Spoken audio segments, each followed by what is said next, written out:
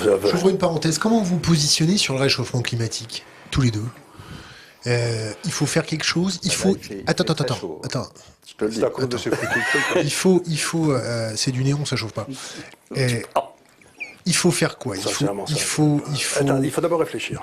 Oui, non, mais il faut d'abord réfléchir. Là, je pense qu'on a tous déjà réfléchi sur le réchauffement climatique. Je suis pas sûr du tout.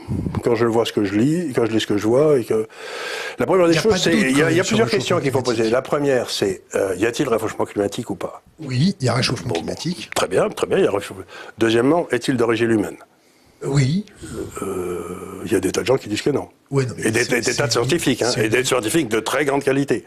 Troisièmement. Qui Ben, je sais pas, je peux vous donner une liste. Au moins trois. Ben, je sais pas, il y a par exemple Christian Girondeau, qui est l'ancien, qui est quand même corps des mines, qui doit savoir de quoi il parle. Lui, il a fait des tas de calculs et il dit tout ça c'est du pipeau. Vous avez le patron, le type qui était le président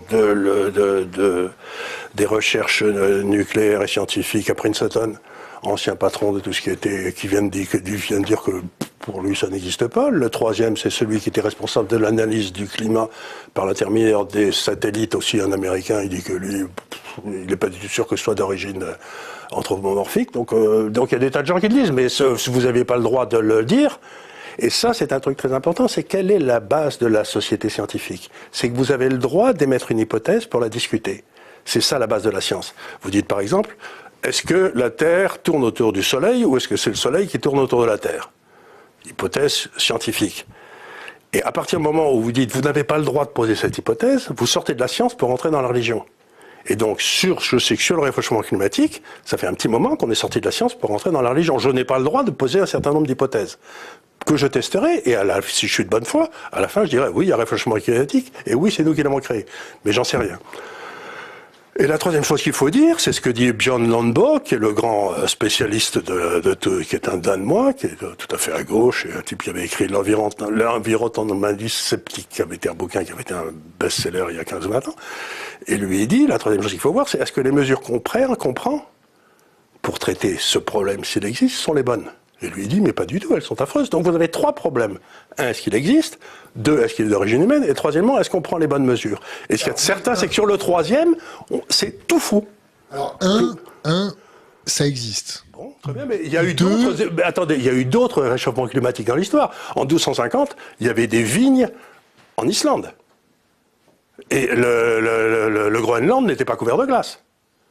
Donc il y a eu des tas de réchauffements climatiques dans l'histoire qui n'avaient rien à voir avec l'homme, parce qu'à l'époque, à part l'épée des vaches, il n'y avait pas beaucoup de... Donc vous êtes en train de dire que oui, il y a un réchauffement climatique, et c'est possible, mais c'est certainement pas le premier dans l'histoire. Mais sauf que là, il est anthropique. C'est ce que vous dites, mais moi j'en sais rien. Anthropique, j'en sais foutre rien s'il est anthropique. Bon, c'est un autre sujet. Non, mais je veux dire par là, il faut poser les questions. Ce qu'il y a de certain, c'est que les solutions qu'on a prises, c'est-à-dire les miroirs magiques et les moulins à vent, ça marche pas. Oui. Ça, c'est certain. C'est quoi les miroirs magiques? C'est les panneaux solaires. Le truc qui... Mais peu importe. J'ai pas d'opinion sur la question, ça fait 40 ans que je lis dessus, et je me suis toujours pas fait une opinion. Donc, peu importe de savoir si ça vient de l'humain ou pas, la vraie question, c'est comment on règle le problème. Et comment on règle le problème? En effet, là, on prend les choses totalement à l'envers, parce que c'est politique, parce que c'est dogmatique. On n'aime pas le nucléaire, donc en fait, ce qu'on va faire, c'est que les Allemands l'ont fait, nous, on est en train de le faire. On achète les voix des écolos, point. Ça va pas plus loin que ça. C'est pas quelque chose de voilà. Mais c'est même plus que ça, parce que en fait, si tu veux, tu peux pas ne pas être écolo. Tu peux pas ne pas être écolo. C'est-à-dire, je vais te dire, en fait, tu veux polluer la planète. Évidemment que tu vas me répondre non, t'as pas envie de polluer la planète. Donc, si tu réponds non, si tu réponds oui, j'ai envie de polluer la planète, tu sors. C'est tellement con comme réflexion que tu sors. Et c'est avec ça qu'ils jouent. Et donc, si tu veux, aujourd'hui, il faut être écolo parce que les jeunes vont voter pour toi, parce que tu vas prendre quelques voix, etc., qui vont te manquer. C'est un sujet de société nécessaire. Mais non, mais en fait, les gars ne cherchent pas du tout à régler le problème. Donc, ils vont parce que on leur a dit pendant des années le nucléaire c'est pas bien. Donc, ils t'annoncent qu'ils vont fermer toutes les usines nucléaires. Oui, mais sauf que on ne peut pas.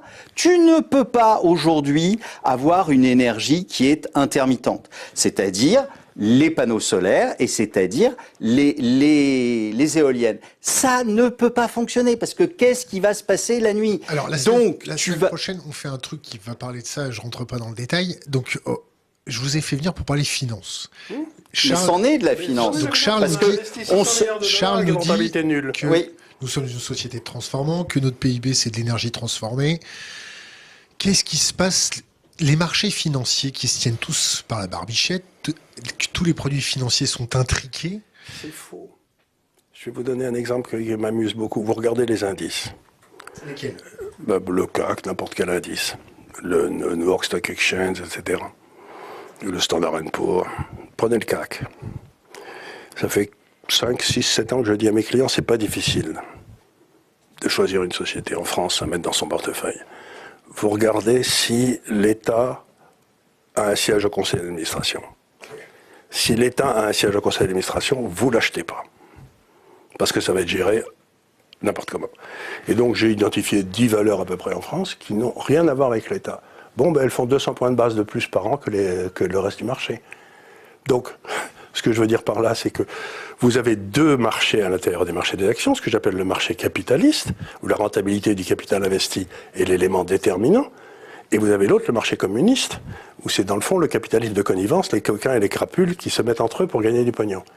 Mais vous regardez comment c'est coté, il y en a, les sociétés d'État ne cessent de baisser, et les autres ne cessent de monter. Donc ce que j'essaye de dire, mais vous regardez, vous faites les indices, c'est à mourir de rire. Donc ça veut dire simplement qu'aujourd'hui, vous avez une classe qui a décidé de piller la France, c'est toujours cette classe au pouvoir, et qui se sert des instruments que l'État a acquis au travers des années pour piller le pays. Et on le voit très bien.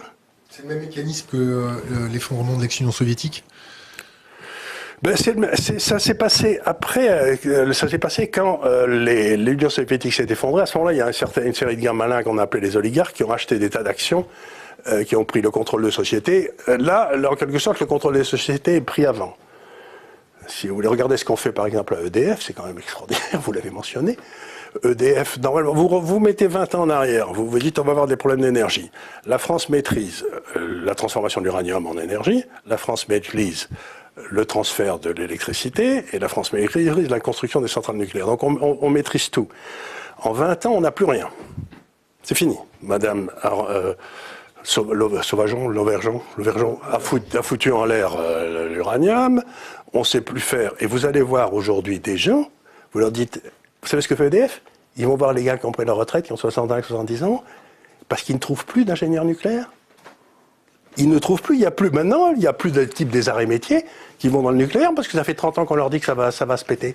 Donc, grosso modo, l'État a détruit le système nucléaire français qui était l'avantage qu'on a par impératif qu'on avait par rapport au reste du monde.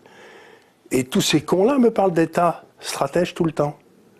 Je leur dis, mais l'État stratège, il a foutu en l'air le seul endroit où on était compétitif.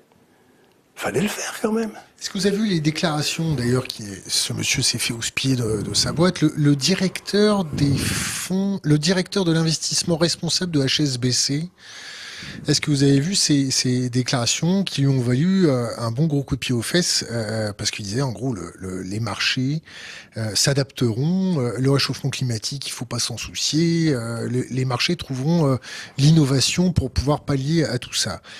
Pour vous, c'est bien, c'est pas bien? Est-ce que le marché a toujours... Vous avez déjà vu un État être capable de diriger quelque chose comme la demande d'énergie? Et parfois, il a été utile dans l'offre d'énergie, par exemple. Pompidou, Giscard, De Gaulle ont créé le nucléaire. Ils ont créé le nucléaire. Mais la demande d'énergie, c'est relié un pour un avec la croissance économique. Et j'ai vu un papier de la Commission européenne qui est sorti il y a 6 ou 9 mois, que j'ai lu. Ils annoncent tranquillement que la demande d'énergie de l'Europe va baisser de 27% dans D'énergie fossile. Non, d'énergie en tout. Ils y mettent tout. 27% dans les 40 ans qui viennent. Mais ça veut dire que le PIB va baisser de 27%. C'est-à-dire qu'ils programment une baisse du niveau de vie comme on en a.